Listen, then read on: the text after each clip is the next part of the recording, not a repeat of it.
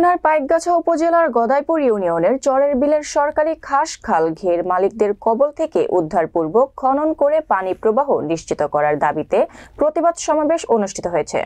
পাইকগাছা প্রতিনিধি ফসিয়ার রহমানের প্রতিবেদনে বিস্তারিত। শুক্রবার বিকেলে উপজেলার গদাইপুর বাজার ধান্য চত্বরে উপজেলা জাতীয় সম্পদ রক্ষা বাস্তবায়ন কমিটির আয়োজনে এই প্রতিবাদ সমাবেশ অনুষ্ঠিত হয়।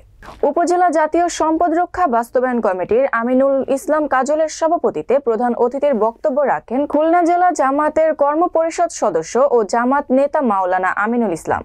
গদাইপুর ইউনিয়ন স্বেচ্ছাসেবক দলের আহ্বায়ক শামীম সরদারের সঞ্চালনায় আরও বক্তব্য রাখেন কাজী ইশতিয়াক আহমেদ, ইঞ্জিনিয়ার ফারুক আহমেদ, অ্যাডভোকেট কাজী সাইফুল ইসলাম, কাজী শিফাতুল্লাহ, মোহাম্মদ আনিসুর রহমান মোরল, হামিদ শেখ, ফজর আলী সহ উপজেলা জাতীয় সম্পদ রক্ষা বাস্তবায়ন কমিটির অন্যান্য সদস্যরা উপস্থিত ছিলেন। প্রতিবাদ সমাবেশে বক্তারা বলেন, চরের বিলের সরকারি খাস খাল ঘের মালিকরা অবৈধভাবে ভেড়িবাঁধ দিয়ে মৎস্য লিজ ঘের করেছে, ফলে খালের পানি প্রবাহ বাধাগ্রস্ত হচ্ছে। বৃষ্টি মৌসুমে পানি সরবরাহ করতে না পারায় আমন ধান চাষ করতে পারছে না এলাকার শত শত কৃষক।